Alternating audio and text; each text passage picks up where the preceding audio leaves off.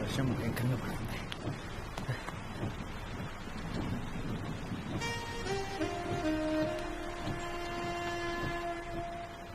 మామూలుగా లేవు తెలుసా, పిచ్చి అందంగా ఉన్నావు. నువ్వు కూడా చాలా హ్యాండ్సమ్ గా ఉన్నావు తెలుసా. Thank you. నీ వల్లే మా నాన్న ఇంత కాస్ట్లీ షర్ట్ నీకు ఇచ్చేది ఎవర్రా అని 10 సార్లు అడుగుంటాడు. ఆయన అడుగుతున్నప్పుడల్లా అప్పుగాడు దొక్కుతూనే ఉన్నాడు. వాడికి ఉంది. నేనే ఇచ్చానని మీ నాన్నగారితో చెప్పొచ్చు కదా.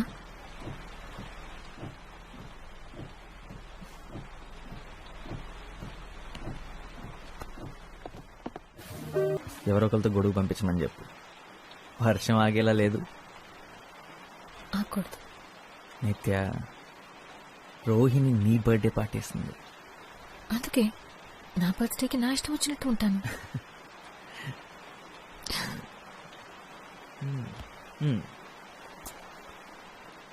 సరే, నీ ఇష్టం. ఏదైనా మాట్లాడు. I love you Varun. Please Varun, నువ్వేంటో నీకు తెలుసా? నువ్వు తర్వాత ఏం చేద్దాం అనుకుంటున్నావో నీకు తెలుసా? నాకు ఇంకా 1 year ఉంది. ఇంజనీరింగ్ చేయడం వల్ల అదే అడ్వాంటేజ్. అంటే లైఫ్ గురించి ఆలోచించడానికి ఇంకా 1 year ఉంది. నీ చదువు అయిపోయింది. ఏం చేయాలో తెలియక ఖాళీ కూర్చున్నా. నా గురించి నేను నిజంగా ఆలోచించలేదు. ఏం చేస్తే బాగుంటుందో కూడా తెలియదు.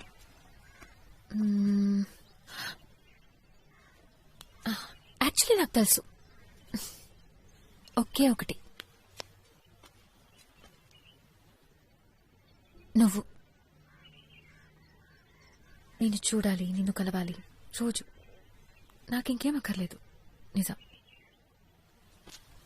నీకన్నా నా లైఫ్లో హ్యాపీనెస్ ఇచ్చేవి ఏవీ లేవు. ఓ, ఎడిన్బర్గ్. ఎడిన్బర్గ్. నేను చెప్పింది చెప్పు.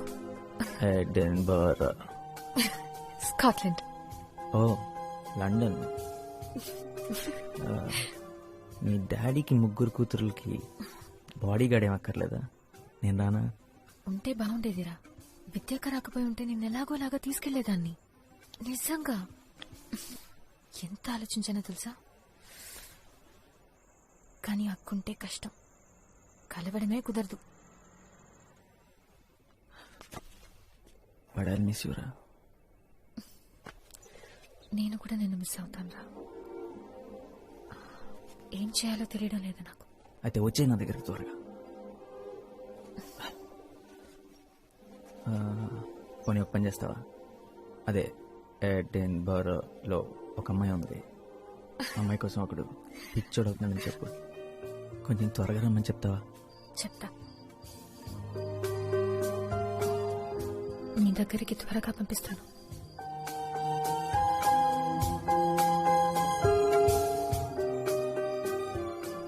మూడు నెలలు తను లేకుండా 5వ రోజు ఎలా ఉంటే 75వ రోజు ఎలా ఉంటుంది.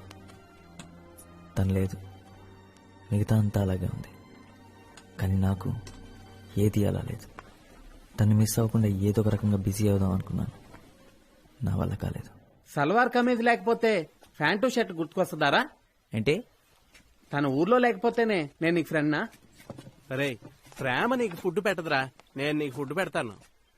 చూసావా, మటన్ బిర్యానీ కరెక్ట్ టైంకి తెచ్చాడు, తిను. తను వెళ్ళిపోయిన వెంటనే ఫస్ట్ డే నిద్రలేసిన తర్వాత ఇక్కడ కడుపులో అదొక టైప్ ఎంటీ ఫీలింగ్ రా. అదేంటో అర్థం కాలేదు.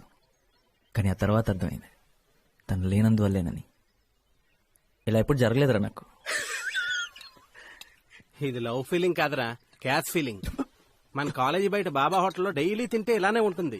నీ ఒక్కడికే కాదు, అందరికీ ఇలా అనిపిస్తుంది. బాబా హోటల్ స్పెషల్. అయ్యగా లేచారా? గీత, వెళ్ళి వేడిగా కాఫీ తీసుకురా. ఇంత పొద్దునే దర్శనం ఇచ్చారు, సంగతి ఏంటి సార్? పుష్ప ఆంటీ. పుష్ప ఆంటీయా? సుప్రభాత్ 8 గంటలకి. ఆవిడికి బాగా లేట్, నాకు బాగా ఎర్లీరా. అయితే ఈ రోజు నీకు చాలా బాగుంటుందిరా. ఎరా, బ్రష్ చేసుకున్నావా? స్నానం కూడా చేశాను. కాఫీ మా తెస్తాను.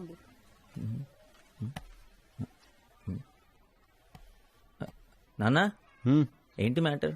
ఇంటర్వ్యూ. ఇంటర్వ్యూ ఇవాళ సండే కదా, ఈ జాబ్ సెట్ అవ్వలేదా? ఓ 295 సొల్యూషన్స్ వాళ్ళు ఆల్రెడీ పీకేశారా? సరే, ఇంటర్వ్యూ దేనికోసం? చాలా ముఖ్యమైన దానికోసం. అమ్మా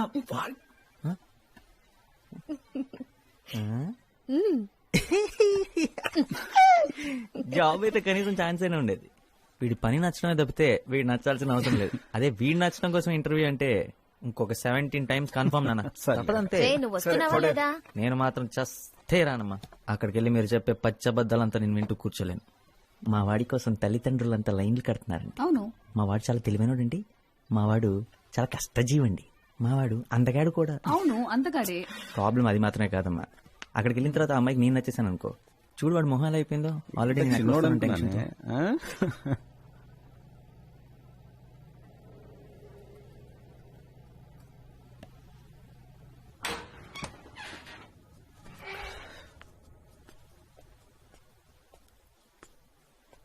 రే అందరూ ఏరి, నాన్నగారు స్కూటర్ కూడా కిందే ఉంది. అందరు ఇంటికి ఎప్పుడో వచ్చేసారు. Something wrong.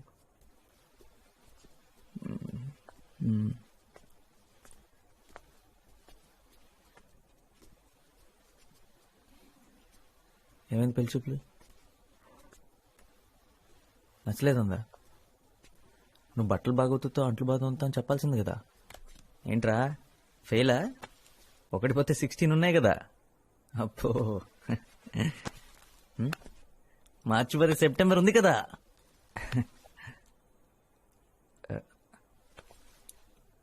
ఆ అమ్మాయి నీకు తెలుసు అనుకున్నా. నా తప్పేరా, నాతో కలిసి ఆఫీస్లో పనిచేసే అమ్మాయి. నేను తను ఇష్టపడ్డాను, తను నన్ను కూడా. అమ్మతో చెప్పా, నాతో కూడా నేనే అన్నా వాళ్ళ ఇంటికి వెళ్ళి మాట్లాడదామని. ప్రాబ్లమ్స్ ఏ లేవనుకున్నాను, వాళ్ళేదో మన నుంచి ఎక్స్పెక్ట్ చేస్తారు, నేను అనుకోలేదు. ఆ అమ్మాయి కంటే 20,000 నా శాలరీ ఎక్కువేరా. వాళ్ళ నాన్న అలా మన ఫ్యామిలీ స్టేటస్ గురించి మాట్లాడుతున్నప్పుడు నుంచుని చూస్తూ ఉంది.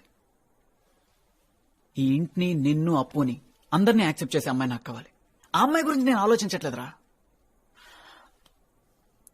నాన్నను బాధ పెట్టాను, అదే ఫీల్ అవుతున్నారా.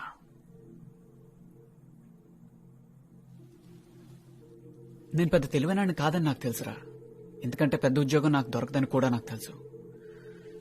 ఈ ఇంట్లో అంతా నేను మార్చలేనని నాకు తెలుసు. కానీ నాన్న ఏ రోజు నాకు వల్ల కష్టపడకూడదు అనుకున్నాను. ఈరోజు అది చేయలేకపోయాను. రే నాన్నకి నువ్వంటే ఎంత ఇష్టం నీకు తెలుసు కదా. అరే నేను చేయలేకపోయింది నాన్నకి నువ్వు అప్పు చేస్తారు కదా. రే పిచ్చోడ్లా మాట్లాడక. ఏంటిదంతా? అయినా ఇప్పుడు నాకెందుకు చెప్తున్నావు?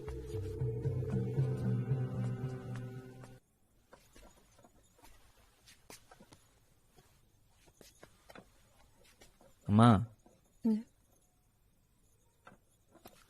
ఇప్పుడు ఏం జరిగిందనమ్మా? హరీష్తో మాట్లాడావా? వాడికే ఏం చెప్పాలో తెలియట్లేదు.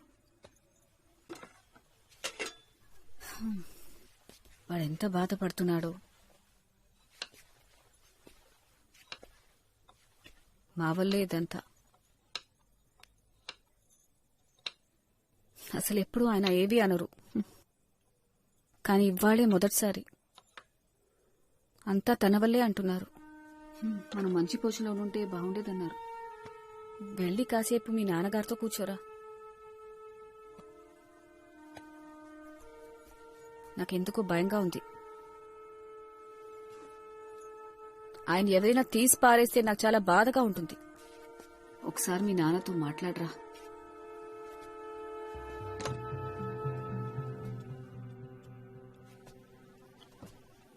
రావరణ్,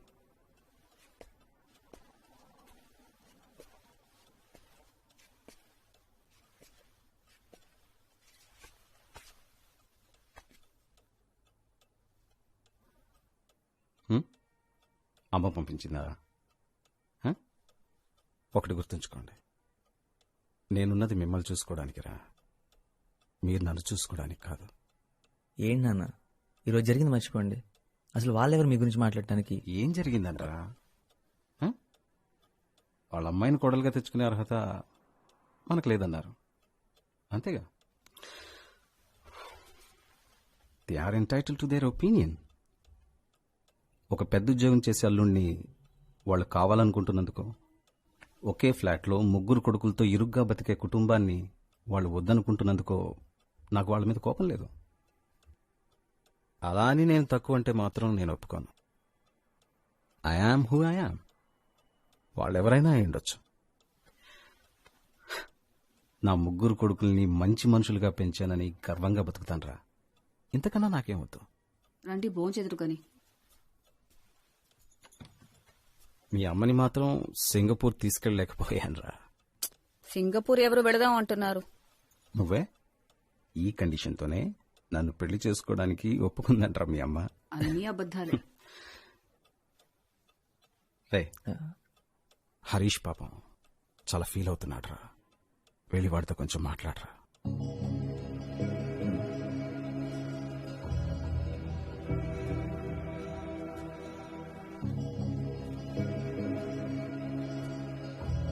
నేను స్నానం చేసి వస్తాను.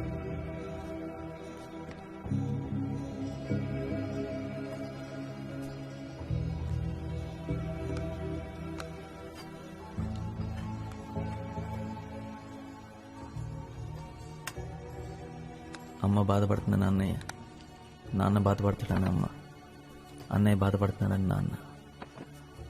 వాళ్ళింత బాధపడుతూ కూడా నేనేమనుకుంటానని నాకు ధైర్యం చెప్తున్నారు. నేనేం చేస్తున్నాను? ఇంతకాలం ఏం చేశాను? నాన్న, గత 10 ఏళ్లుగా మన ఇల్లు ఏమీ మారలేదన్న సంగతి నేను గమనించనే లేదు. దానికి కారణం మీరు. అదే స్కూటర్, అదే సోఫా, కాలు విరిగిపోయిన పేపర్ పెట్టి మేనేజ్ చేసిన అదే డైనింగ్ టేబుల్ నాకు కనపడలేదంటే మీరు నాకు కనపడనివ్వలేదు.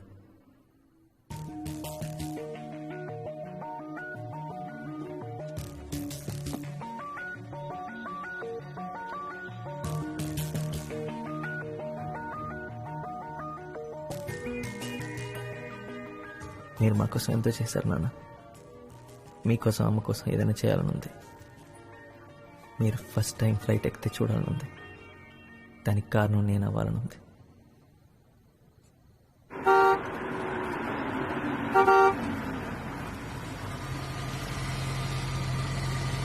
వాట్?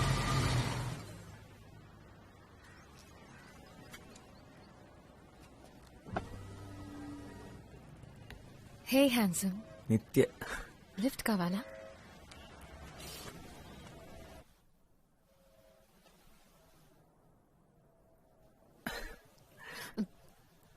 సర్ప్రైజ్! ఎలా ఉంది? మా నాన్న కొత్త గిఫ్ట్ నా కోసమే. అంటే ఆబ్వియస్ గా నీకోసం కూడా. నీకు నడపాలనే లేదా? అక్కడ కూర్చున్నావేంటి? బట్ ఈరోజు వద్దులే. పైగా ఈ కార్ నీకోసం మీ డాడీ కొనిచ్చారు. నేను డ్రైవ్ చేస్తే బాగోదు. నీకిష్టమనే నేను నీ కార్ అడిగాను. వాట్ వరుణ్? ఎనీవేస్, నాలో ఏదైనా చేంజ్ ఉందా? ఏం లేదే. కొత్తగా ఏదైనా?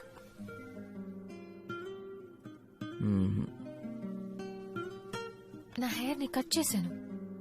ఓ, చిన్న కట్ చేసావు కదా? కాదు, పెద్దదిగా కట్ చేసుకున్నాను. Come on Varun.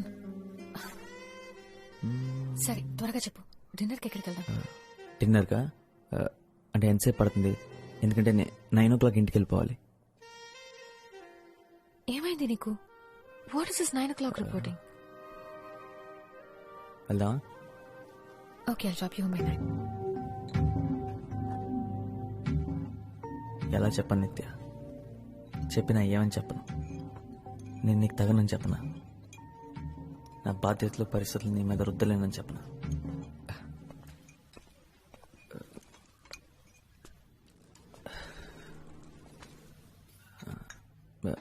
Really sorry నిత్య. ఎక్కడో ఇరుక్కుపోయాను. ఏదో పనుండి. పర్లేదు. నిత్య, నీకో విషయం చెప్దాం అనుకున్నాను. ఈ నవంబర్కి క్యాట్ ఎగ్జామ్స్ రాస్తున్నాను. ఆల్రెడీ కోచింగ్ కూడా జాయిన్ అయ్యాను. ఈసారి ఎలాగైనా ఎంబీఏ చేయాలనుకుంటున్నాను. నా బ్యాచ్మేట్స్ అంతా ముందే జాయిన్ అయిపోయారు, నేను కొంచెం లేట్గా జాయిన్ అయ్యాను. అందుకే ఈ మధ్యన సార్ లేట్ వచ్చాను. పిచ్చి పిచ్చి షెడ్యూల్స్ నిద్రలో. అంతే కదా, నన్ను అనవసరంగా భయపెట్టావు. ఇంకా ఏదైనా సీరియస్ ఇష్యూ చెప్తాం అనుకున్నాను. ఇది సీరియస్ విషయం నిత్య. అబ్బా, నా ఉద్దేశం అది కాదు. You understand right? ఇదంతా నువ్వు ఎప్పుడు డిసైడ్ చేసావు? నీకు ఎంబీఏ చేయాలని ఉందని నాకు ముందెందుకు చెప్పలేదు? నేను కూడా నీతో జాయిన్ అయి ఉండేదాన్ని కదా.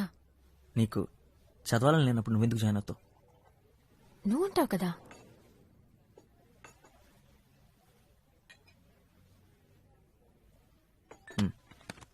చదవాలా?